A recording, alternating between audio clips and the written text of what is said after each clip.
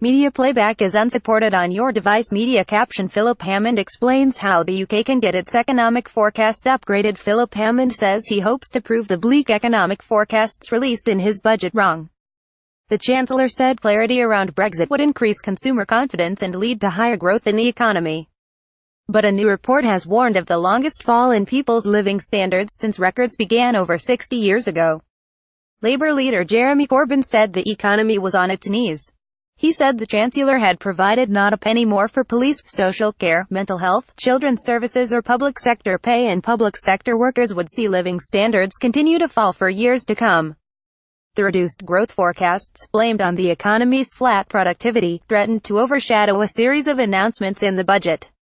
These included a cut in stamp duty for most first-time buyers and setting aside £3 billion for preparations for the UK to leave the EU, BBC political editor Laura Kuntzberg said. Mr Hammond, who has been under pressure from Eurosceptic Tory MPs, would be broadly content with how his big day had played out, but that very difficult questions about the state of the economy remained.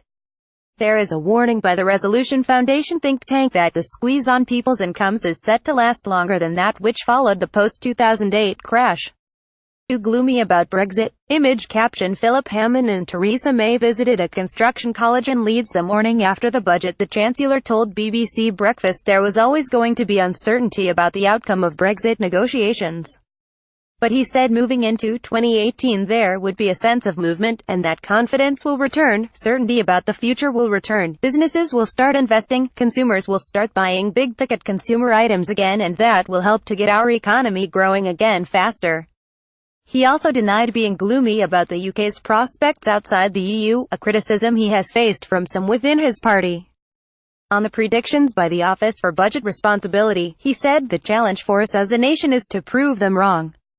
Media playback is unsupported on your device. Media caption John McDonnell tells Today any increase in the national debt would pay for itself over time, but the Conservative former Deputy PM Lord Heseltine told BBC Radio 4's Westminster Hour he's boxed in. We've got a low-growth economy, we've got the shadow of Brexit overhanging, we've got years of low growth ahead of us, a very significant problem with productivity. If I may borrow somebody else's phrase, there's no money left. So what Philip has had to do is to put sticking plasters on some difficult issues as best he can. How bad is the economic picture? The Office for Budget Responsibility slashed its 2017 growth forecast from 2% to 1.5%. Output, it added, would be weaker than previously thought in each of the subsequent 4 years. Media playback is unsupported on your device. Media caption The BBC's political, economics and business editors on the announcements in Philip Hammond's budget. Put the figures into perspective. While there have been 3 recessions since the early 1980s, there has not been a period since then when growth has been forecast to stay below 2% for more than 3 years in a row. What does this mean for families? Image copyright Getty Images. The Resolution Foundation says disposable incomes are now expected to be £540 lower by 2023 than forecast in March, largely as a result of weaker pay growth. In a new report, it says real disposable incomes are now set to fall for 19 successive quarters.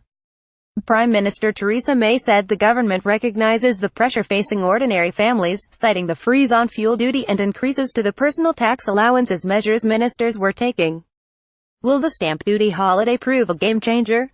Media playback is unsupported on your device. Media caption The Chancellor abolishes stamp duty on homes under £300,000 to help first-time buyers. Stamp duty is a tax paid by people when they buy a home worth more than a certain amount. Mr Hammond said the change, which would mean no stamp duty on the first £300,000 of a first-time buyer's home as long as the total value is under £500,000, would benefit 95% of first-time buyers. But the Office for Budget Responsibility said the main gainers would be those who already owned a home. It also said the cut, which will initially only apply in England, Wales and Northern Ireland, would push house prices up by 0.3% and lead to only an extra 3,500 first-time buyer purchases. The policy will cost the Treasury £3.2 billion over the next 5 years. What were the other key announcements? Freezing alcohol duty. Apart from an increase in duty on high-strength white ciders, the price of 20 cigarettes goes up by 28p and by 41p for 30 grams of rolling tobacco. A promise to fund a pay rise for nurses if one is recommended by an independent panel. A one-off tax on new diesel cars that do not meet latest emissions standards. £28 million for Kensington and Chelsea Council for counselling and regeneration after Grenfell Tower fire, bringing forward a planned cut in business rate rises by 2 years to 2018. Support for electric cars, including a £400 million charging infrastructure fund. A new railcard offering discounts to those aged between 26 and 30. Changes to universal credit to bring the overall waiting time down from 6 weeks to 5. Budget and charts. Here are some different ways of looking at the economic picture. What did Tory MPs make of it? MPs privately told the BBC the budget was very solid and had been well received, while one said it contained nothing too dangerous and would pass intact. While conceding the economic downgrades were significant, Nicky Morgan, chairman of the Treasury Select Committee, said Mr. Hammond had taken a common-sense approach and balanced fiscal credibility with demands for spending on multiple fronts.